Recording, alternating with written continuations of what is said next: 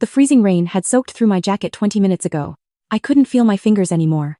I had Lily on my hip, she was running a fever of 101.4, her head heavy against my shoulder, her little body radiating heat that felt like the only warmth left in the world, and I was standing outside an urgent care clinic, in 31-degree weather, because my car was gone. Not stolen. Taken. My mother-in-law, Diane, had taken it that morning without asking, because her nail appointment was across town, and her own sedan was, quote, making a sound. I had called my husband 4 times. He sent one text back. Mom needed it. Take an Uber. Lily whimpered. I tucked her tighter against my chest and pulled up the Uber app with one numb thumb. Surge pricing. $47 for a 2-mile ride home. I had $11 in my personal account because Diane had started managing the household budget 3 months ago, and my weekly transfer hadn't come through yet. Again. I was 29 years old, standing in Sleet with a sick toddler. $11 to my name. And a husband who thought that was fine. Before I tell you who actually owns the house, my mother-in-law was sitting in that morning watching her shows in my living room, with my car keys in her purse. Drop a comment and tell me where you're watching from, and what time it is. I want to know how far this story reaches. I had been standing there for maybe 10 minutes when a silver Lexus pulled up to the curb. The window came down and there was my mother. She had her reading glasses pushed up on her forehead and an expression on her face I had only seen twice in my life, once when my father walked out, and once when a contractor tried to shortchange her on a renovation job she had managed herself. She didn't say, "What are you doing out here?" or "Why didn't you call me?"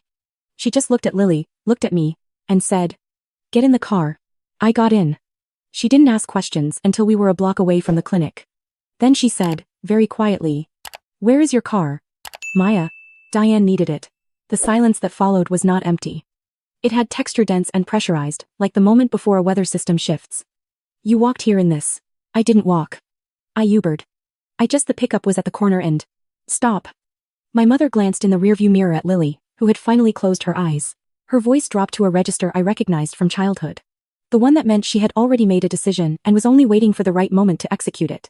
"We're going to my house. Mom, it's fine. I just need to get Lily home and she can rest at my house." She didn't say anything else. She just drove. My mother's house was 20 minutes away, a craftsman bungalow in East Nashville that she had bought herself after my father left, that she had renovated room by room over 3 summers, that she had filled with plants and good lighting and the specific smell of cedar and coffee that I had grown up thinking of as safety. Walking through her front door felt, as it always did, like being allowed to breathe again. She got Lily settled on the couch with a blanket, children's ibuprofen, and a cup of watered-down apple juice. Then she came and sat across from me at the kitchen table, put both hands flat on the wood, and said, "How long?" It wasn't a question. I looked at my hands. It got worse when Ryan made partner. Before that it was just Diane had opinions. She would come over and rearrange things. Say things about how I cooked, how I dressed, how much time I spent on my freelance work instead of focusing on the house. She told me once that a woman who prioritizes her career over her family is just a woman who is afraid to be loved. She said it like it was wisdom. I thought I was being too sensitive. I thought it would get better. I stopped. It didn't. How long has she had access to your finances? 3 months. Ryan said it made sense for her to manage the household account since she was home during the day and could handle the bills. I kept my business account separate, but the household, groceries, utilities, Lily's doctors, all of that, runs through the joint account. I heard how it sounded. Small. Managed. The way you sound when someone has been redirecting you so gradually you didn't notice the new direction until you were already somewhere unrecognizable. She would move money around between categories without telling me and then explain afterward why it made more sense that way. Ryan always agreed with her explanations. My mother's jaw was tight. "And your car?" This is the 3rd time. The first 2 times I said something and Ryan said I was being ungrateful because Diane watches Lily twice a week so I can work. Like her spending time with her own granddaughter is a service I owe unlimited access to my vehicle for. I stopped. I kept telling myself if I push too hard, I'll lose all of it. The house. The stability. I'd be starting over alone with a toddler. I said it out loud and heard how wrong it was. How long I had held it like it was reasonable. I convinced myself that shrinking was a form of wisdom. Maya. My mother said my name the way she always did before she said something true that she knew I didn't want to hear. "Your grandmother's inheritance. You told me you used it. What did you use it for?" I was quiet for a moment that lasted longer than it should have. "Show me," she said. I opened my laptop. I hadn't shown anyone this. Not Ryan. Not my closest friend. The only people who knew were the estate attorney who had helped me structure it and me, and I had known, in the specific way you know things you are not yet ready to examine, that it needed to stay that way. 4 years ago, 6 months before the wedding, when I had the low-frequency hum in my chest that I had learned to trust above almost everything else, I had taken the money my grandmother left me, and I had done something quiet with it. Something mine. I pulled up the portal for Magnolia Street Properties LLC. Read the registered owner, I said. And turned the screen to face her. My mother leaned forward. She read it once. She looked up at me. She read it again. That's you. That's me. Her voice was careful. Measured. And what does Magnolia Street Properties own? I clicked to the asset ledger. One property. A commercial building on the east side of Nashville, 1,200 square feet, currently leased to a tenant operating a boutique floral design studio. My mother stared at the screen. Is that Diane's business? Yes. I watched her process it. Grandma left me $240,000. I bought the building before Diane had any plans for a studio. I didn't design it this way. The building was already mine, and then Diane decided to open Blossoms, that's what she calls it, and Ryan mentioned she was looking for commercial space. I thought about telling him. I thought about it for 3 days. I paused. And then I thought about every single thing Diane had ever touched that she later decided was partly hers. Every gift, every loan, every favor that accumulated interest she never announced until she wanted to collect. And I decided I would rather be a faceless property management company in Atlanta than hand her one more thing she could reclassify as belonging to her. So, she doesn't know. She sends a check every month to Magnolia Street Properties. She has called them exactly once, about a plumbing issue, and the property manager I work with handled it. She has never met the owner. She thinks it's an investment group. My mother sat back slowly. Something moved across her face, not quite a smile, but the quiet, precise satisfaction of someone who has just understood a long equation. Then she looked at me more carefully, and the satisfaction became something sharper. Why are you telling me this now? Tonight. I stared at the table. The grain of the wood. The ring from her coffee mug. Because I've had a feeling for 2 weeks. Something shifted, and I couldn't name it. And then yesterday, I saw a flag on a credit monitoring alert I had set up when Ryan and I got married, and I pulled up the email on my laptop. It had arrived 9 days ago. I had seen the subject line, and felt the cold drop in my stomach, that tells you the thing you have been half expecting is here now. And I had not been able to open it. I haven't read it yet. Read it now, my mother said. I clicked. The alert was from the credit bureau. A new account had been opened in my name 11 days ago. A business credit line. $40,000 limit. Current balance. $38,412. I felt the floor tilt. My mother read over my shoulder in silence. She pointed at the screen. Account holder. Maya Calloway. Co-signer. Ryan Calloway. Business name, Blossoms Floral Design Studio. Ryan co-signed, I said. My voice arrived from somewhere outside my body. Look at the charges, my mother said. I clicked into the transaction history. 13 transactions over 11 days. Wholesale flower inventory. $12,000. Commercial refrigeration unit, $8,000. A delivery van lease deposit, $6,000. A website redesign, $4,000. And then, at the bottom, a transaction 3 days ago for $4,200 listed as event coordination services, Kayla Mercer Sullivan. Kayla. My sister-in-law. Who had been talking for a year about launching an event planning business. Whom Diane had been publicly championing at every family dinner. While quietly making it clear that my freelance design work was a hobby that I was taking too seriously. They used my credit to fund the studio expansion, I said. And to seed Kayla's business launch. And Ryan's signature is on the application. I was already searching my email, hands moving faster than my thoughts now, looking for the thread I had ignored. There it was 2 weeks ago, buried under a subscription newsletter. I never read a message from the bank with the subject line, "Your new business credit application is processing." I had glanced at it. I had told myself it was a phishing attempt. I had closed it. He has access to all our joint documents from when we filed taxes together. Social security number.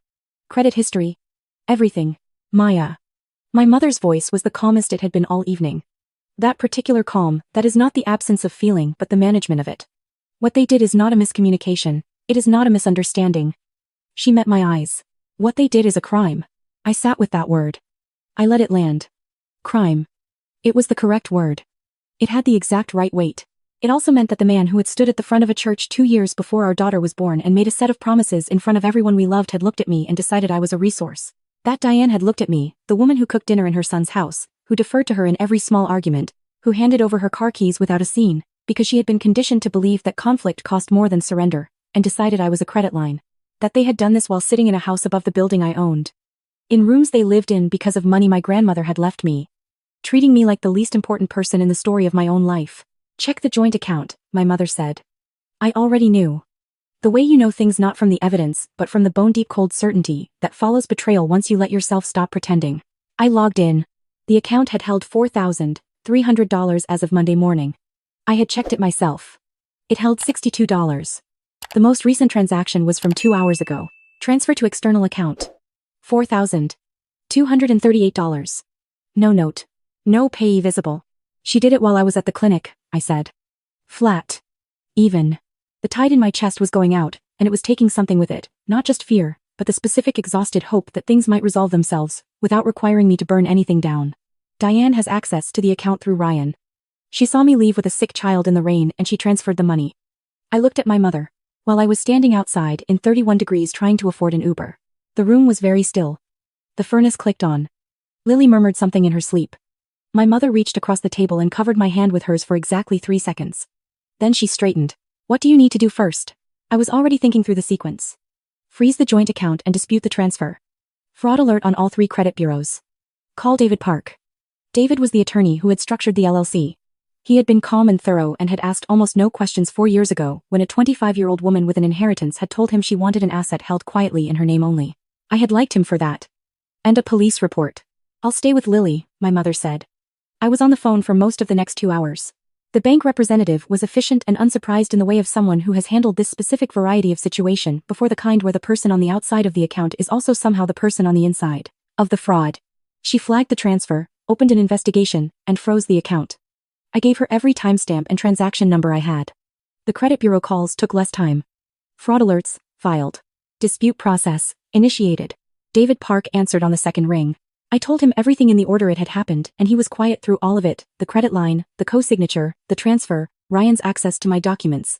When I finished, he said, Maya, the credit application filed using your social security number and credit history, without your knowledge or consent, that's identity theft. The fraudulent charges constitute credit card fraud.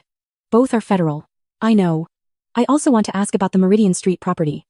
Diane is 3 months into her current renewal term. Are you familiar with the lease language around criminal activity? I already had the document open. I had read the relevant clause so many times over the years that I could have recited it. Section 19, paragraph C.